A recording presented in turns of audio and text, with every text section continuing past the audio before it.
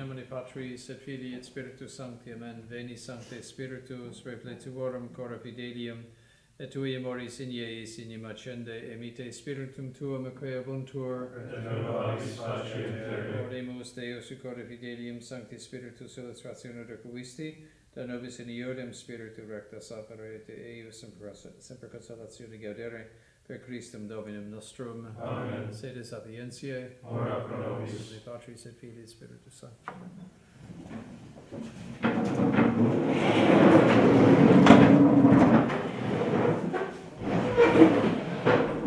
So today we'll talk about the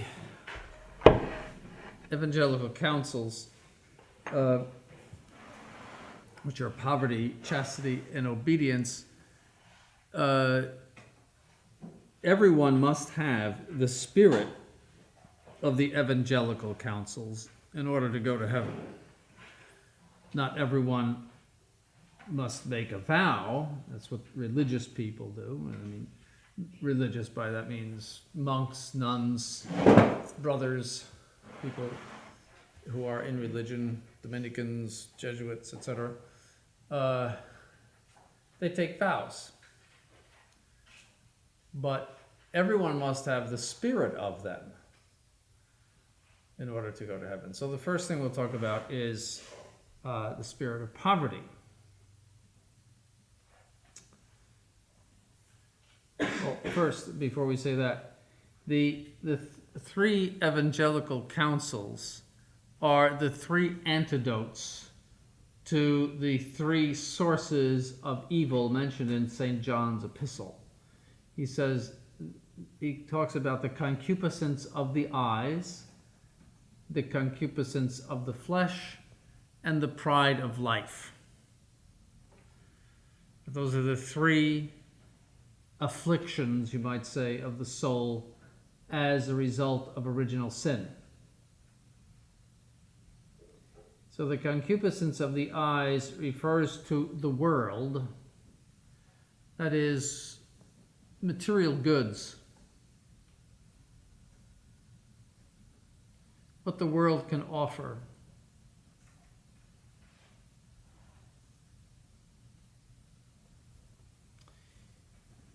The concupiscence of the flesh obviously refers to impurity. And the pride of life is what the devil inspires us to do with regard to pride. Excessive self-love is the definition of pride.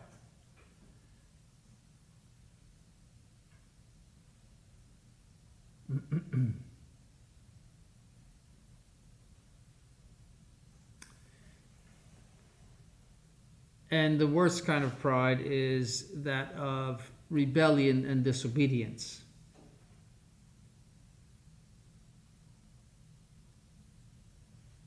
There's three kinds of pride. The first kind of pride is the pride of vanity.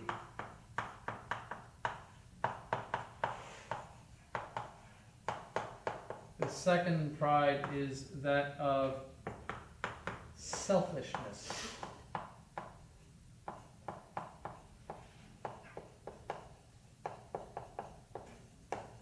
And the third type of pride is rebellion,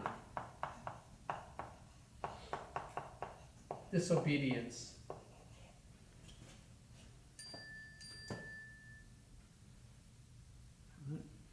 So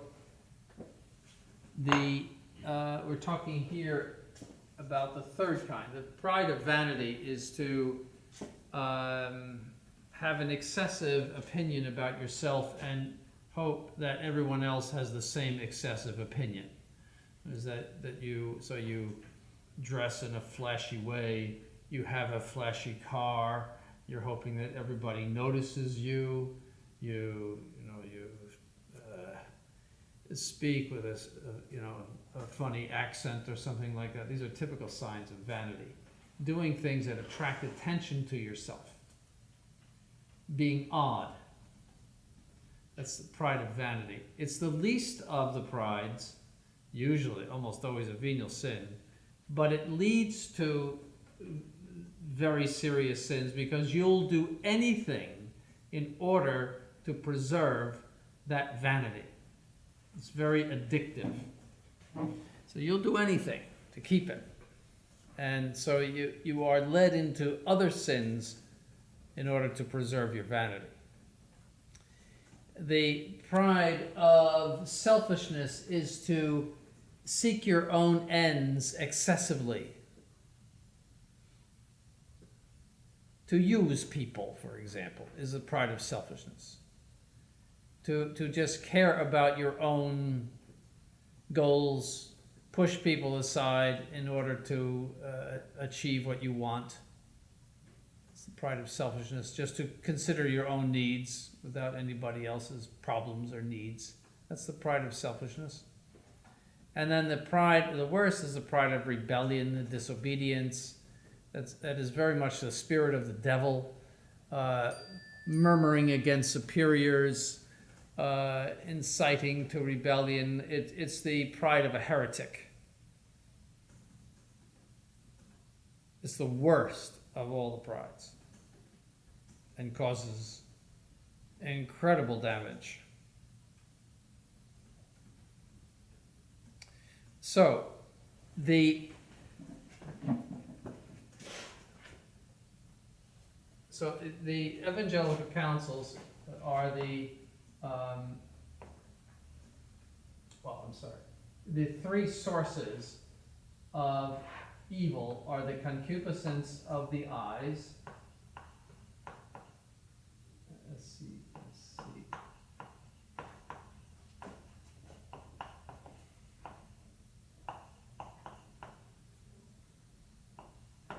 And that corresponds to the world, what money can buy, money and what money can buy.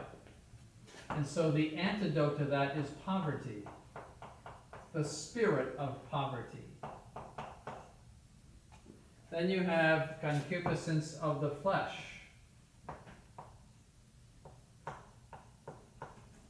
These are mentioned by St. John.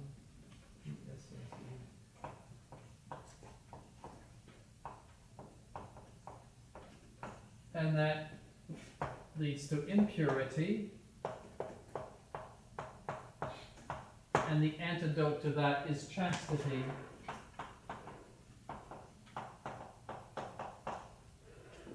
And then you have what he calls the pride of life.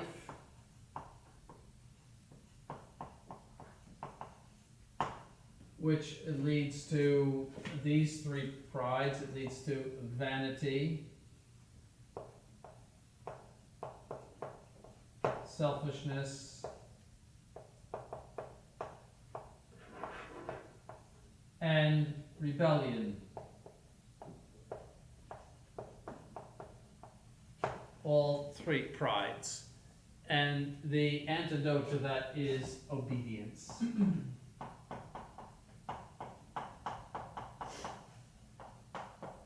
So that's why the spirit of the three counsels is necessary for salvation. Not the vow, but the spirit, because you must overcome those three sources of evil.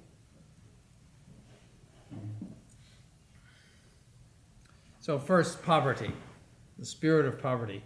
Those who have not the spirit of wealth and the world, but the spirit of the poor and humble, theirs is the kingdom of heaven. So our Lord said, blessed are the poor in spirit. Notice he said that. He didn't say, blessed are the poor, because a poor person could be extremely avaricious,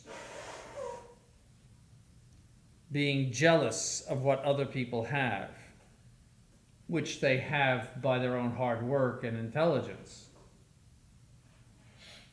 See, so a person who is destitute may not have the spirit of poverty, and vice versa. A person who is completely surrounded in wealth may have a strong spirit of poverty in the sense that he's not attached to it, and he may give it away secretly, for example, but he's not attached. See, the whole thing is attachment. Is sitting in front of a pot of gold that belongs to you you can either be very attached to it or not attached to it. It's just sitting there. It's all what's inside of you.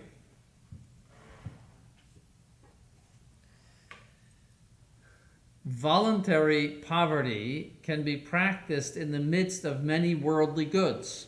Think of St. Louis, the King of France. As long as we are not attached to these goods.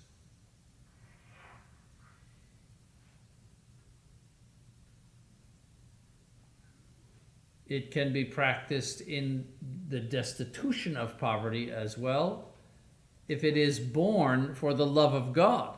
See, so if you offer your poverty for the love of God, that's the spirit of poverty. But if you resent it and resent those who have money, that's not the spirit of poverty, despite the fact that you might be very poor.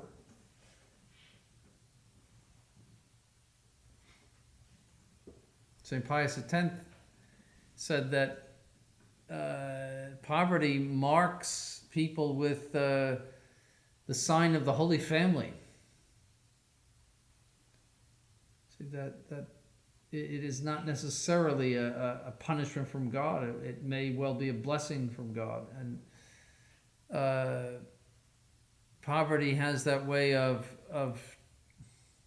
detaching you from material things because they're not there and you can't get them. So you learn to do without them. And that detachment, combined with grace, gives you an attachment, an attention to spiritual things. It's much easier for a poor person to think about spiritual things than it is for a rich person to think about spiritual things. That's why our Lord said it's like a camel going through the eye of a needle. There's two interpretations of that. One is that, well, that's impossible. The other is that it refers to a very low gate in Jerusalem, where the camels had to get very far down in order to pass through. So that's probably what he meant, because it's not impossible, obviously, for a rich man to go to heaven. He never said that. But it is more difficult for a rich man to go to heaven.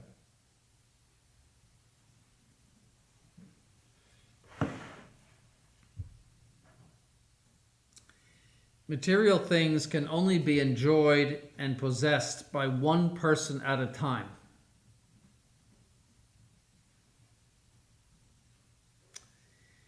The possession of them is therefore a source of discord. Think of all of the wars that have been fought over territory. Little pieces of territory. There's a war right now between Azerbaijan and something neighboring, I forget the name of it. Armenia? Yeah, Armenia, over some tiny piece of territory.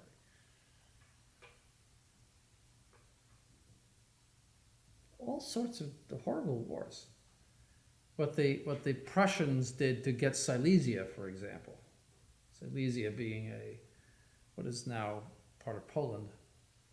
But to get Silesia away from the Austrians, thousands and thousands of soldiers who died in that war just to grab Silesia. It's probably, I don't think it's the size of, it might be the size of half of New Jersey. But they wanted Silesia. And so, Europe has been torn apart by all sorts of territorial wars because only one can possess it at a time. So much bloodshed because only one can possess it at a time.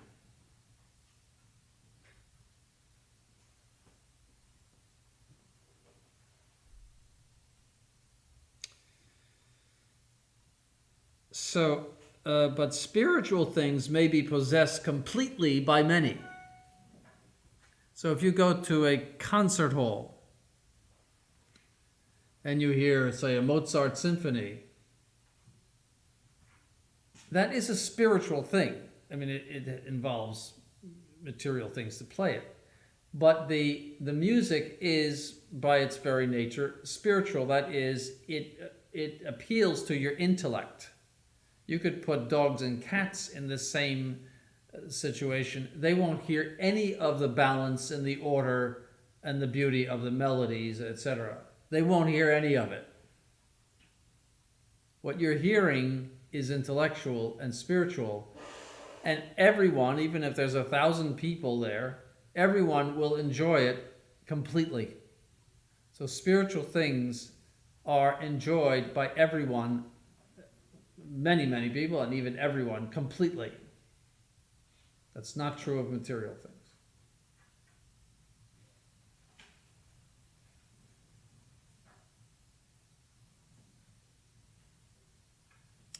Thus, the disordered quest for material goods divides men. Whereas, on the other hand, the quest for spiritual goods unites men.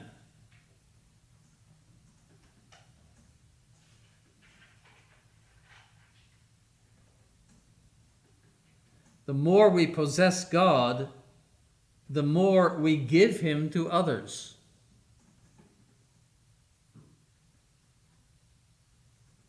So everyone can possess God as much as he wants, as much as grace will permit him to.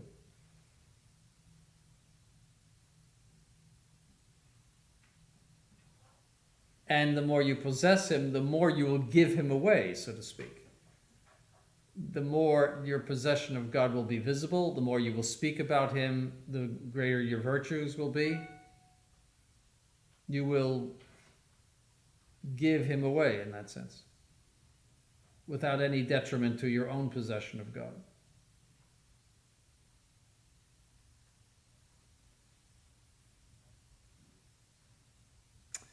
Our Lord therefore counseled voluntary poverty in order to detach us from the things of this world.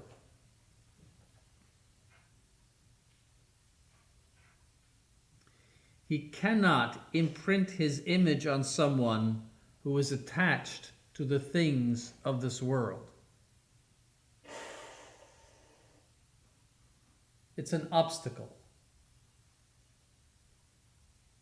Remember the rich young man who came to Him. What must I do to save my soul, essentially? And He gave him the great commandment. And he said, I'm doing all of these things. He says the law, and the Lord said the law and the commandments, and the young man said, I'm doing all of these things. And then our Lord said, if thou wilt be perfect, go sell what thou hast and give it to the poor, and come follow me. That was the call to religious life, the call to perfection. And it says in the gospel, the man went away sad because he was very rich indeed. Which it seems to indicate that he did not. In other words, that he could not give up his riches. Now, in my office, as you leave the office, there is a print of that very scene. The rich young man, I purposely put it there for seminarians in case they get any ideas. All right. In other words, that you should always think about that. If thou wilt be perfect, then go sell what thou hast. In other words, give up your ability to make money and come follow me. So you could not possibly, God bless you, you could not possibly be a good priest unless you have that spirit. That's part of your mortification, is that, maybe I could be rich, maybe I could make a lot of money, maybe I could, but I won't. Out of love of God. God bless you. So you look at that picture when you leave my office.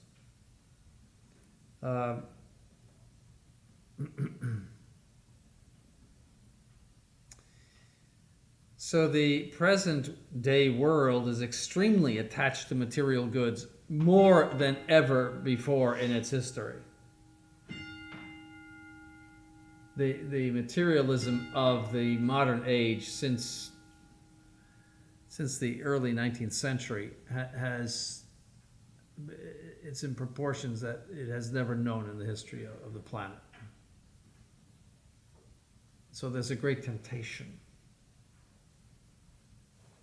So, all right, I'll stop there.